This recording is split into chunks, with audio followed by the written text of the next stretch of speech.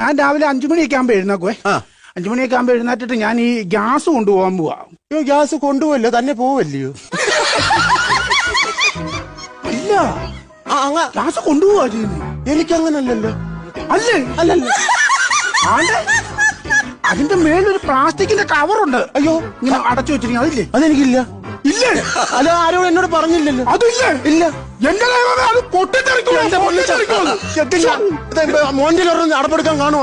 ഇത് എന്റെ കിട്ടുമല്ല, പിന്നെ ഏജൻസി ചെന്ന് പറയണം. ഇതിനൊക്കെ ഏജൻസി ഉണ്ടോ? പിന്നെ ഉണ്ടോന്നോ? ഏജൻസി ചെന്ന് പറഞ്ഞു കഴിയുമ്പോ ഇവര് നേരെ ഒരു ഗോഡൌണിനകത്തോട്ട് കൊണ്ടുപോയില്ല. അയ്യോടാ, എന്നിട്ട് ഈ പ്ലാസ്റ്റിക് എല്ലാം കൂടെ ഉരുക്കി ഇങ്ങനെ ഒഴിച്ച് സെറ്റാക്കി ഒരു മഞ്ഞ ചരട കെട്ടി വെക്കും.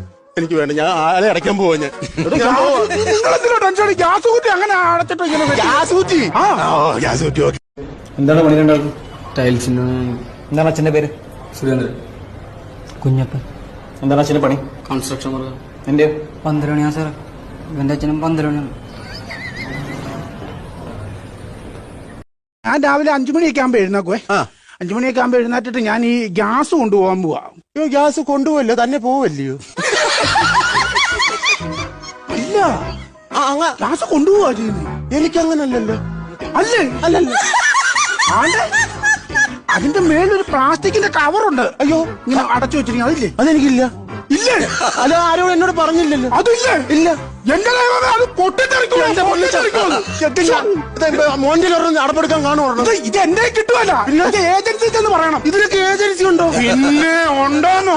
ഏജൻസി ചെന്ന് പറഞ്ഞു കഴിയുമ്പോ ഇവര് നേരെ ഒരു ഗോഡൌണിനകത്തോട്ട് കൊണ്ടുപോയില്ല. അയ്യോടാ, എന്നിട്ട് ഈ പ്ലാസ്റ്റിക് എല്ലാം കൂടെ ഉരുക്കി ഇങ്ങനെ ഒഴിച്ച് സെറ്റാക്കി ഒരു മഞ്ഞ ചരട കെട്ടി വെക്കും. എനിക്ക് വേണ്ട, ഞാൻ ആളെ അടയ്ക്കാൻ പോവാ. ഞാൻ ടെൻഷൻ. ഗ്യാസ് കുറ്റി അങ്ങനെ അടച്ചിട്ട് ഇങ്ങനെ ഗ്യാസ് കുറ്റി. ഗ്യാസ് കുറ്റി. ഓക്കെ. ചേട്ടാ, ഒരു ടൂറ്റി. ഫ്രൂട്ടിയാ? അത് വിത്ത് തളപ്പത്ത് ഇറോ ടൂറ്റി 2 ചായ.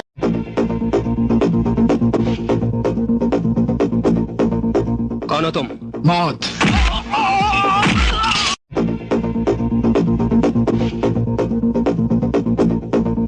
कौन हो तुम? मौत.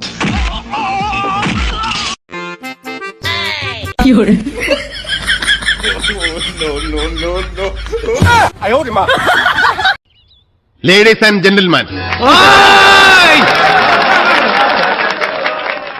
സ്വന്തം ആരോഗ്യം പോലും കണക്കിലെടുക്കാതെ ഇന്നിവിടെ എത്തിച്ചേർന്ന ബഹുമാനപ്പെട്ട ആഭ്യന്തരമന്ത്രിക്ക് എന്റെ ഹൃദയംഗമമായ ബാഷ്പാഞ്ജലികൾ അർപ്പിച്ചുകൊള്ളുന്നു. ജയിൽ അദ്ദേഹത്തിന് അന്യമല്ല. ഇന്നല്ലെങ്കിൽ നാളെ അദ്ദേഹം ഇവിടെ വരേണ്ട ആളാണ്. ജയിലിന്റെ വികസനങ്ങളെക്കുറിച്ച് ചർച്ച ചെയ്യുവാനും കുറ്റവാളികളുമായി ഒരു തത്സമയ സംപ്രേഷണം നടത്തുവാൻ അദ്ദേഹം ആശുപത്രിയിലായിരുന്നു. സ്വന്തം അസുഖത്തെപ്പോലും തൃണവൽഗണിച്ചുകൊണ്ട് ഇന്നീ സുദിനത്തിൽ ഇവിടെ എത്തിച്ചേർന്ന അദ്ദേഹം എത്രയും പെട്ടെന്ന് യശശരീരായി തീരട്ടെ എന്ന് ഞാൻ പ്രാർത്ഥിക്കുന്നു. പുറത്തിറങ്ങുന്നവരുടെ കൂട്ടത്തിൽ എന്റെ പേരുകൂടെ ഉൾപ്പെടുത്തിയ നമ്മുടെ പിതാമഹനായ സൂപ്രണ്ട് സാറിനും എന്റെ ഹൃദയം നിറഞ്ഞ ആദരാഞ്ജലി.